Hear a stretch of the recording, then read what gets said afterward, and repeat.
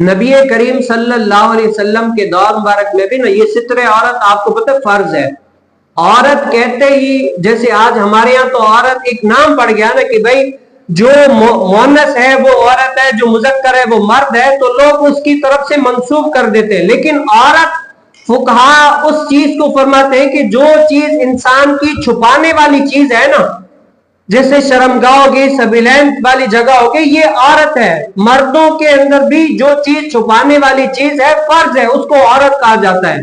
تو دور رسالت میں بھی اس کا بہت بڑا اہتمام کیا جاتا تھا.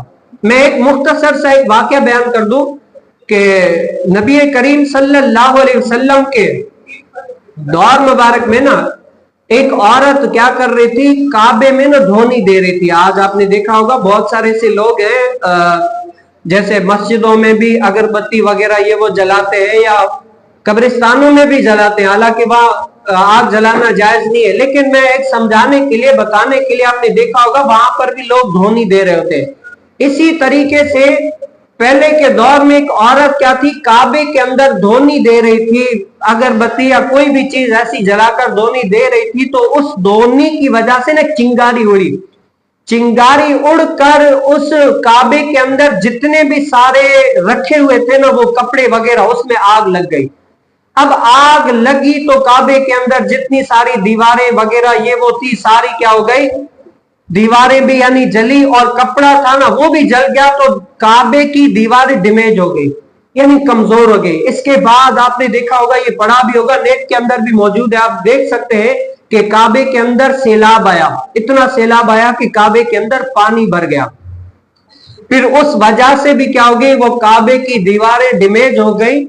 اور حدیث مبارکہ میں آپ نے پچھلے میں سنا بھی ہے کہ کافی مرتبہ کعبہ کی تعمیر کی گئی. تو اس طریقے سے وہ پھر قریش نے کیا کیا, یہ عہد کیا کہ ہم کیا کرتے ہیں, کعبے کی مرمت دوبارہ کرتے ہیں. اور اس ٹائم پر نبی کریم صلی اللہ علیہ وسلم کی نا عمر بہت چھوٹی تھی. اب محدثین کہتے ہیں کہ حضور علیہ السلام کی عمر, اب اس میں اختلاف ہے, کوئی کہتے ہیں کہ 15 سال تھی, کوئی کہتے ہیں کہ 25 سال تھی, کوئی کہتے ہیں کہ 35 سال تھی, یعنی اس میں اختلاف ہے. تو اس دور میں نبی کریم صلی اللہ علیہ وسلم بھی کعبے کی تعمیر کے لیے نا اینٹیں اٹھا اٹھا کر دے رہے تھے. اب اس ٹائم پر نا یہ حکم ابھی تک نازل نہیں ہوا تھا, تو حضور علیہ السلام بھی ایک تہمت میں نا, ایک تہمت میں وہ اینٹیں اٹھا کر دے رہے تھے. یہ پورا واقعہ کیا ہے, آپ میری طرف توجہ رکھ کے سنیے گا. حضرت جابر بن عبداللہ رضی اللہ تعالیٰ عنہ حدیث بیان کرتے ہیں کہ نبی کریم صلی اللہ علیہ وسلم مکے والوں کے ساتھ نا کعبے کے لیے پتھر ڈھونڈتے تھے, پتھر ڈھونڈتے اٹھاتے تھے. اور نبی کریم صلی اللہ علیہ وسلم نے کیا, صرف ایک تہمت باندھے ہوئے تھے, صرف ایک تہمت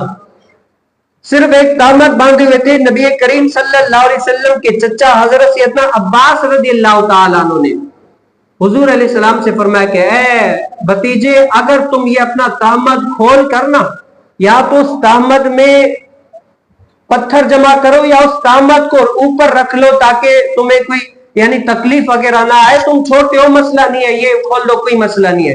تو نبی کریم صلی اللہ علیہ وسلم نے نا اپنے چچا کی بات رکھتے ہوئے جیسے ہی وہ تہمت کھول دیا, شرمگاہ ظاہر ہو گئی. تو اللہ کے نبی, آپ کو پتا ہے یہ حدیثوں میں آیا کہ اللہ کے نبی کنواری عورت سے بھی سب سے زیادہ حیا کرنے والے ہیں. تو جیسے حضور علیہ السلام نے تہمت کھولا تو حضور علیہ السلام کو حیا آئی اور بے ہوش ہو کر گر گئے, اور بے ہوش ہو کر گر گئے نا, پھر حضور علیہ السلام نے واپسی باندھ لیا. اور اس کے بعد نبی کریم صلی اللہ علیہ وسلم نے نا کبھی بھی یعنی اپنا تہمت اور شرمگاہ کو کھولا نہیں, بلکہ کیا ہے, ڈھک کر رکھا. یعنی یہ اس زمانے میں تھا. اب اس میں اعتراض کرنے والے اعتراض کرتے ہیں کہ اللہ کے نبی تو معصوم ہوتے ہیں, ان سے گناہ ہونا ممکن ہی نہیں ہے, محال ہے. تو یہ سترے عورت کھولنا یہ گناہ ہے. تو حضور علیہ السلام نے یہ کھول دیا, اس کے بارے میں شریعت کیا کہتی ہے؟ اب معترض جو ہوتا ہے نا وہ اعتراض کرتا ہے اس کے بارے میں, یعنی ممکنہ طور پر جواب ہم کیا دیں گے. تو اس کے بارے میں محدثین نے یہ جواب دیا ہے کہ اس وقت حضور علیہ السلام کو وحی نہیں آئی تھی, کیونکہ حضور علیہ وحی آتی ہے نا, احکامات پتہ چلتے ہیں کہ یہ چیز حلال ہے, حرام ہے, جائز ہے, ناجائز ہے, یہ کام کرنا چاہیے, نہیں کرنا چاہیے, شریعت اس کے بارے میں کیا کہتی ہے. تو اس ٹائم پر حضور علیہ السلام کی عمر یا تو 15, 25 یا 35 سال تھی, اور حضور علیہ السلام کے پاس وحی نہیں آئی تھی. کیا ہے, वही नहीं आती थी उस वक्त, न उसूल की तशरीह थी, न फुरू की, न हलाल थी और न हराम की वजह से, यानी कुछ भी पता ही नहीं था कि ये चीज करना कैसा है, सही है, गलत है, सब कुछ।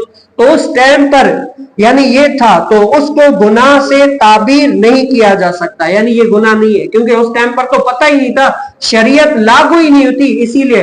हालांकि नबी की ये खासियत होती है कि उस टाइम भी अल्लाह ताला के नबी ने हया फरमाई और हया की वजह से क्या हो गए, बेहोश होकर गिर गए। बात करने का मकसद जो हदीस बार का लाए ना, कि कम अज कम अगर कोई बंदा नमाज पढ़ता है ना, वैसे भी अपने बदन को जाहिर करे तो तहमद लाजमी है, यानी अपनी शर्मगाह को छुपाए। अब उलमा कहते हैं कि ये जो हमारा ये घुटना है ना, वो भी उसमें यानी औरत में शामिल है, ये भी शर्मगाह है, इसको भी छुपाना लाजमी है। अब इसमें इख्तिलाफ भी है, उलमा यानी सीधी सीधी बात कहते हैं कि नाक से लेकर घुटनों तक ये शर्मगाह है, इसको छुपाना लाजमी है। अब कई उलमा ने इस घुटने को शामिल किया है, कई लोगों ने नहीं किया, लेकिन जो मुफ्त यानी ऑथेंटिक बात वो ये है कि नाक से लेकर घुटने तक ये सारी शर्मगाह है, ये छुपाना लाजमी है। और अगर आप नमाज पढ़ते हैं, किल्लत है कपड़ों की, तो इतना नहीं हो सकता, और कपड़े नहीं बचा सकते आप, और कपड़े नहीं है तो कम अज कम आप क्या करें, तहमद बांध कर भी नमाज को अदा करेंगे। यानी इस सोचे, इस हालत में भी आपको नमाज कब्जा करने की इजाजत नहीं है। तो अल्लाह ताला हमें भी वो जज्बा, वो शौक, वो सब कुछ नसीब